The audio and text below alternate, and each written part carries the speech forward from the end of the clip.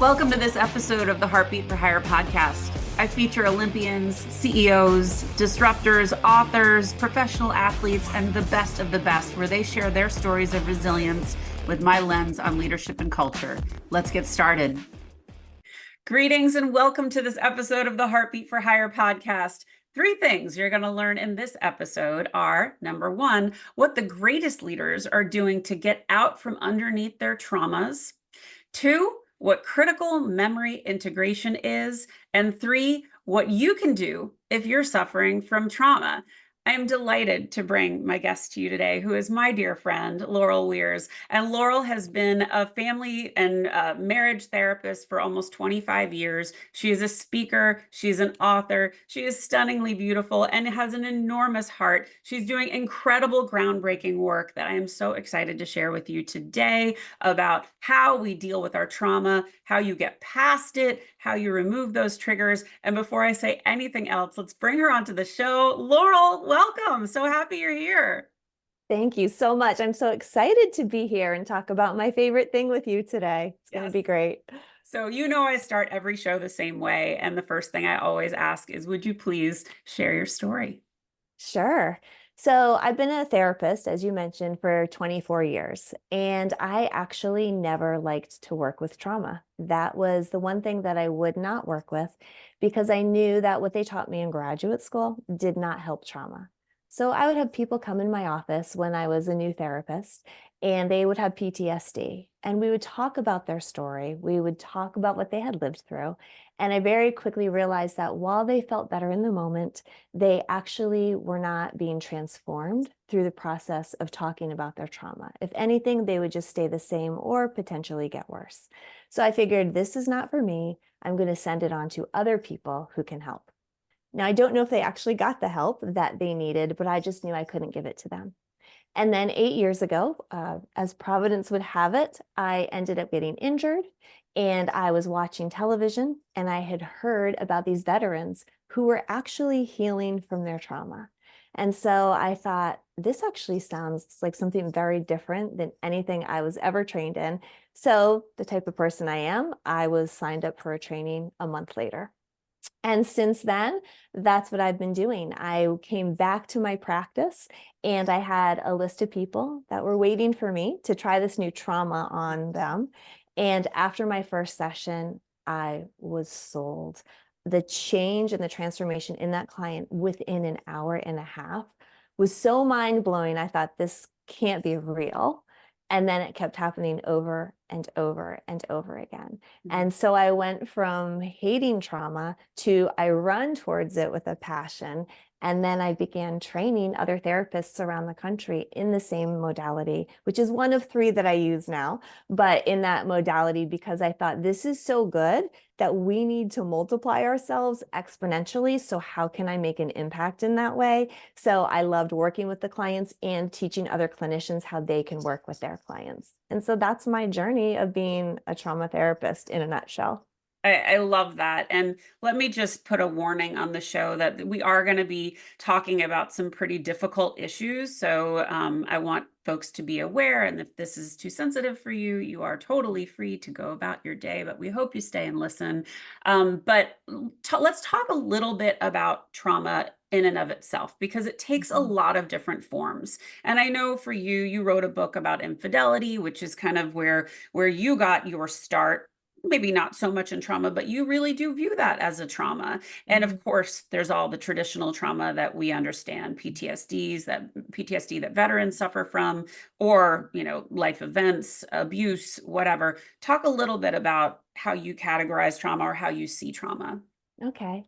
So I love that question. So thank you for asking, because I feel like, in a sense, I'm on a mission to change the way people actually define trauma. So trauma is, like you said, everybody knows abuse, car accidents, war, things like that are trauma. I actually use the word negative life events. I've started to use that instead of trauma because I find that I've isolated an entire group of people if I use trauma, because people discount themselves if they don't think it's a big T. That's what we call it in therapy, a big T trauma, which are the ones that we recognize as being trauma. But yet we all have some of these negative life events that have happened to us that impact the way that we see the world no differently than those big T traumas. So something as a parent speaking death kind of over you when you're younger, saying you can't sing or you can't perform or you'll never amount to anything, or having siblings that picked at you all the time and picked on you, or being bullied or being overweight.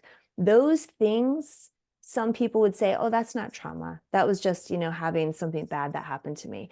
But they will impact their relationship with their environment no different than the person who had been in a car accident, the way that they get dysregulated when they are triggered. So that's what I say trauma is. It's any event that's happened to us that we can look at that moment in time and say, this is who I was before X. Yeah. And once X happened, I am now a different person, and this is how I react, and it's different. And I like to use that wording because what I can offer to people is, what would it be like for you if I could reset you to who you were before that negative life event happened? If that's interesting to you, then I can work with you. I love that. And can we transition a little bit to why is it important for, we'll use leaders for example, for them to release that trauma? What does it do for them when they're holding on to that and they don't want to let it go?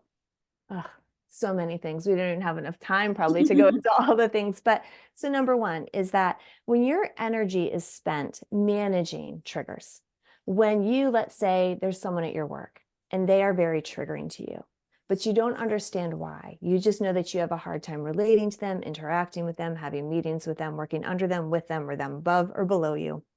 That takes life energy. And when you're having to put energy towards something, that robs you of your creativity, that robs you of your concentration. Not to mention, it actually doesn't help you represent yourself the way you want to be. You might be the certain person that everyone thinks is calm, cool, and collected until this person engages with you. And all of a sudden, you become unrecognizable in that moment. And those are the moments that leaders look back and they say, I can't believe I reacted that way again. They're so embarrassed by their behavior. And then they purpose to say, okay, next time I'm in a meeting with this person, I am going to, bite my tongue, sit on my hands. I'm not going to say or do anything that will reflect poorly on me. But then what happens is it happens again and again and again. So what leaders don't realize is that unless we go back to the root or the memory that is causing us to have this dysregulation by this trigger, we cannot will ourselves out of the response. It's just we're reacting to it and we're not responding to it. So let's talk a little bit about, you have countless stories of people you have helped. Will you share a few examples of just where you took them from and where they are today? Yes. So I have a gentleman that I worked with, and he was very, very successful. He, in just a few short years, had moved his company to a $3 million company.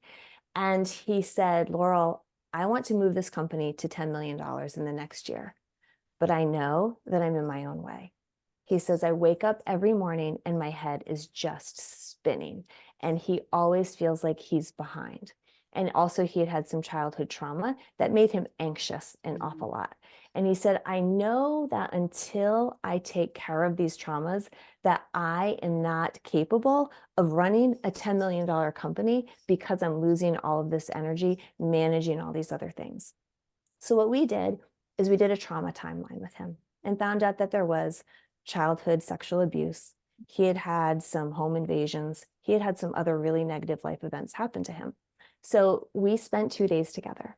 We spent our first day just going through all of these events and tracking how he's being triggered in life because of these unresolved events, even to the point that interactions with his father made him feel like he was always behind and he was never enough. And so that led to that spin. So every morning when he would wake up and he was always thinking, I'm already behind the 8 ball, that creates so much anxiety. So after we laid out all the things the first day, I went back in the second day and we did what I call trauma pulls. We did about 5 trauma pulls, which means that we took these negative memories and we integrated them. We put them back in his brain in a way that they were no longer triggering to him.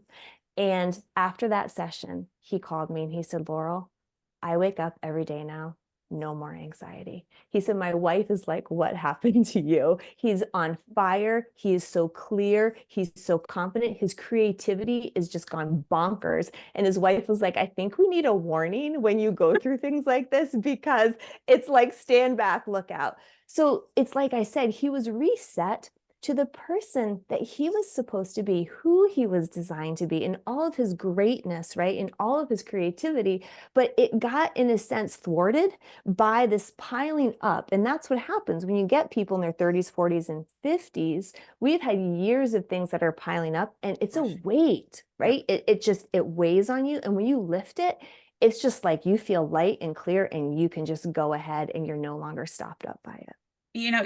Something that came up for me as you were speaking was the words strength and weakness. And I think there is a real misconception, definitely more so with men, but true for a lot of women, that asking for help or admitting that you've had a negative life event or a trauma makes you weak in some way. And I think that's 100% not the case. And I think there's a much greater conversation happening now where people are realizing the more in touch I am with these issues and the more I can sort myself out, the better I show up for everyone around me. Can you just talk a little bit about that struggle with strength and weakness? Because I know it's got to be a real thing that they Yes. come to you with. Totally. So men, you're right, do struggle a little bit more with the talking piece of therapy, even through the years. My whole practice was like 80% women. Yeah. And when I would get a male to come in there, it was definitely a different dance, a different dynamic. One of the things that makes my work a lot easier for men to relate to is they don't actually have to recount the details of the events that have happened to them, which makes it so much easier for them Mhm. to maintain that sense of, whether it be, pride or strength in our process of working together. They can just say, Laurel, I had blank happen to me. And as long as they can see it in their mind's eye, I can work with them, and they don't have to recount some of the shame or the things that have gone on. Mhm. But what they realize is that they know who they want to be, but because of these events, they are creating that weakness. So, for example, some of the men have a really difficult time handling other people's emotions. That's one of the things that I see coming up a lot. It's very triggering for them to have either another man or another female on their team that is having an emotional response. And they just get all dysregulated with it. And so we have to talk about, okay, who was it in your life that made you feel that way? Or what happened in your life that makes you so defensive, resistant, and reactive when other people start emoting, right? It feels unsafe to them. So it's not a weakness, but they're really just looking to protect themselves because they don't want to feel a way that they felt previously in their life. So it's so cool how we can take that and we can match it back to, who made you feel that way? When did it happen? And then neutralize their reaction to it so they can then be so present with the other people that they're collaborating with, and Mhm. they're so grounded. And then they work out of a stronger place of, I can be here because what you're doing is not screwing with me at all. And Mhm. that's the beautiful place we want everybody to be working out of, right? We don't want people reacting to people from things that are in their past, right? And Mhm. that's what trauma is. It takes your past and it puts it right in your present, but it screws with your present. We want it back there, dealt with, integrated, gone, so you can be so clear and present with your people that you are working with what's happening presently and nothing else is messing with it. I love it. Can you now, I imagine the audience is super curious about your process, and this probably sounds magical. And the other thing I think I want you to just hit on is this is not a long process. Your process is really, really quick. And can you just talk a little bit about how you take people through this? Yes. So I work with people on what I call trauma sets. So, for example, if you come to me and you have a trauma set from childhood abuse, that's one trauma set. If you were abused and you had a car accident, that would be two trauma sets, meaning that your body holds its reactivity to both of those events in your life in very different places. So if I said to the person who had been abused, when you're triggered from your abuse, when you struggle with intimacy or communication or other people having emotions, where do you feel that in your body? And let's say they say something like, oh, I get this like pit in my stomach when that happens. And then if I were to say to them, car accident, when you think about driving on the highway or over a certain bridge or getting in the car, where do you feel the negativity around that? And they'll say, oh, that's different. That's my chest or my heart or in my head. And that's how I know that our trauma is held differently. So I work where your trauma is held. So once I identify that this is the trauma set we're working on, we do a 3-step process. So we meet and we do an intake. And that's where we talk about the memory that we know is feeding this trigger in your life right now that's handicapping you in some way. The second session, you meet with me and we do the trauma pull.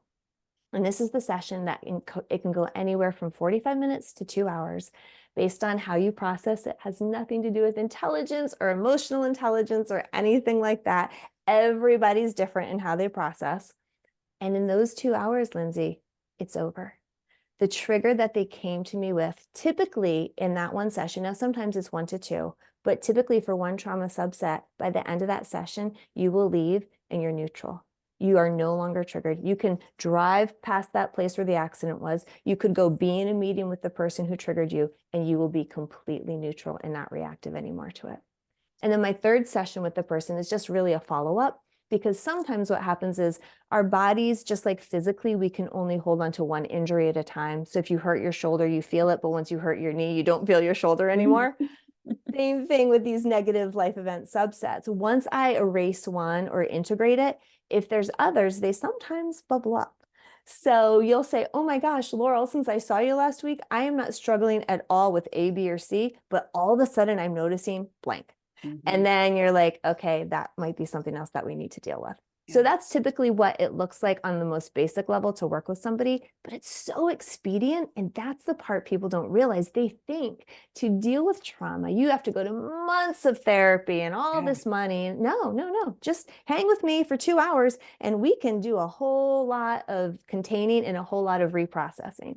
Well, I love at the top when you said that you run to trauma. I mean, I've been with you in person for long periods of time, and I watch you move through the room, and you have such a gift of making people feel safe, making them feel seen, and figuring out what that troubling time is for them. And you invite them in into such a lovely conversation. And I think what comes up for these people as soon as they've spent time with you is, oh my God, she's an angel on earth. But second, they are interested in letting something go. And that could be, you know, suicide that they've been exposed to, or um, a car accident, or, there's so many things and we don't need to list them all, but I just love watching you do this. And I love that you've made a pivot into speaking and into helping leaders. Can you just talk a little bit about the work that you've been doing with some of the police forces and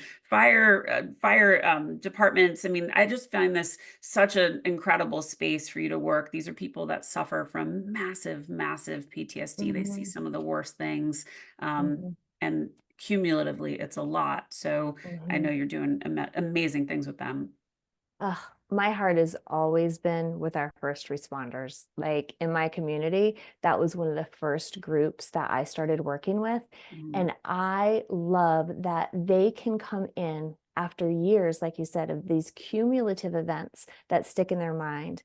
And in an hour to 2, we can pull the imagery that really keeps them up at night, that triggers them, that makes it hard for them to perform well. So I've spoke at some conferences recently sharing about the type of work that I do, because a lot of people, like I said, just don't understand this type of work and how quick it can be, and that it's out there and it exists. So whether it's speaking at conferences or working with police departments, so locally, I have police that know about what I do, and I work with them on 2 ends. One is they will send their guys to me when they know, like, they got to see Laurel, something's up. It's either sometimes the guys at the beginning of their career because they've had that first accident and they're like, oh my gosh, I can't stop seeing it. Right. And I love that I can come in early with that group and introduce them to this type of work, because what happens then is they might call me up 2 years later and be like, I had another call Laurel that I can't get rid of. And it's just such a great resource to catch them that early in their career, because they're not going to show up to me with my other half of the guys that come in 30 years later or 25 years later. And they're like, Laurel, I've been so afraid to tell anybody, but I'm not performing well. Every time I have to go on a call, I am literally swallowing down my anxiety, swallowing down those emotions. Yeah. So I will also work with them, and we can just pick off the traumas that they're remembering. And what's really cool about this process is sometimes my guys will come to me and they'll have like 3 to 5 accidents that over their career just they can't stop seeing. And sometimes you only have to pull like 2 or 3 of them, because the interesting thing about trauma is the way that it weaves within you is that by pulling the top 2 or 3 bad ones, the other 2, they just naturally fall. Release. Yeah. Yeah, so they don't even have to sit there with me for 5 sessions. We can do 1 or 2 sessions getting the worst of it, and then you can say to them at the end of the session, okay, how about that drowning? When we talk about that right now, what does that do in your body? And it's so beautiful to see them sit there and go, oh my gosh, nothing. Laurel, I don't feel anything. And then I'm like, see, it went with your other traumas. So I had a really cool session this week I have to share with you that showed the beauty of how quickly you can use this. I had a girl, she was supposed to see me on Tuesday. She missed the session for whatever reason. I actually posted about this on LinkedIn. And then I saw her on Thursday, and she said, Laurel, I'm so glad I missed my session with you because I need you today more than I needed you Tuesday. Well, she had gotten a call from her neighbor the day before, and she had said, I have a really bad feeling about my husband. I can't find him in the house. And so my client went back home, and she lived above her neighbor, and she went into her neighbor's house, and she found her husband. He had hung himself in their laundry room. And so she now comes to this session with me on Thursday, just like explaining to me in great detail what she could see. So we spent a lot of time processing what that was like for her to have found him and worked through the emotional piece. But then I could say to her, I said, do you want to unsee that? Do you want to stop seeing that image of him hanging there? And she said, yes, please. And within 45 minutes, we could completely change that. It's called a ready state memory. Take that memory and integrate it so that while she can talk about the event now, we make it so she sees a positive image of the man rather than the last image that she ever saw of him. And so I just think, like, what a gift for our first responders. And the other way that the community works with me, our first responders, is they send me people like that. They will have people that just saw their best friend get killed in a motorcycle accident, and they're like, call Laurel. And within 2 days, they're in my office. And we save so much time and life energy from people having to go about and experience all of these negative feelings if we can clean it up within a couple of days of the accident. I So love this. beautiful. I love this so much, and I could seriously talk to you for like 2 hours about it. Um, but I just want to say to the audience, please don't spend your life suffering. And we've all had these negative life events. Do not let them hold you back, because they are holding you back. And as strong as you think you are, and as much as you think you've talked about it, you're likely still dealing with the aftermath of whatever it is you felt, saw, the pain you felt. And we all deal with it differently, but don't just suffer in silence. Okay, so let's shift a little bit. So I always ask 2 questions, and the first one I love to ask is, what inspires you? What inspires me is travel. Mm, I love to travel. I love to explore new places. I love to see the ways that other people do life and learn from them and implement that in my life when I come back. love that. And what would you like your legacy to be? I want my legacy to be that people say time spent with me was time that changed them, Mm, that they, just like you said, that they feel seen, heard, and transformed by even just a couple minutes of having somebody truly be present with them and love on them and invest in them. well, you are already doing that, so congrats on Oh, living thank your you. legacy. What is next for Laurel? Next is I just hope to keep working with these high performers, that's really what I'm looking at. I am hoping to do a retreat at the end of the summer with a big group of executives and really get the message out for them so that they can perform that much better. So that's really what I'm moving towards right now, is just more of the one-on-one. I found that that's what I love. I like to speak and I like doing group trainings, but the one-on-one work is just beautiful. There's nothing that makes me more excited. Oh, well, I love what you're doing. This is why I wanted to have you on the show. And guys, please, like I said before, if you are struggling, if you know someone who is struggling, don't hesitate to reach out to Laurel. She is the best and she is my friend. And I am so happy to share her with all of you, but get to her soon because everybody's going to hear this and she's going to have no time. Anyway, if you liked this episode, please tell your friends, subscribe to the YouTube channel, leave a 5-star review at Apple or Spotify. Those truly, truly matter. They make a difference in how I put this show together. I try and bring you the best of the best. I hope you love it. Laurel, you have been an amazing, amazing guest. Guys, if I can help you, if Laurel can help you, don't hesitate to reach out. Thank you. Take care of yourselves and lead with heart. Have a great day. Are you ready to elevate your leadership style and create an exceptional workplace that stands out from the crowd? I'm here to introduce you to a game-changing resource that will transform the way you lead and shape your company culture. It's time to embrace the power of top-down culture. This practical guide empowers your leadership for lasting success, helping you create a workplace where everyone thrives. Get top-down culture today, and let's reshape the future of leadership together. Thanks for listening to this episode of Heartbeat for Hire. I hope you enjoyed what you heard. If you did, please subscribe to my YouTube channel or consider leaving a 5-star review and a great rating at Spotify or Apple.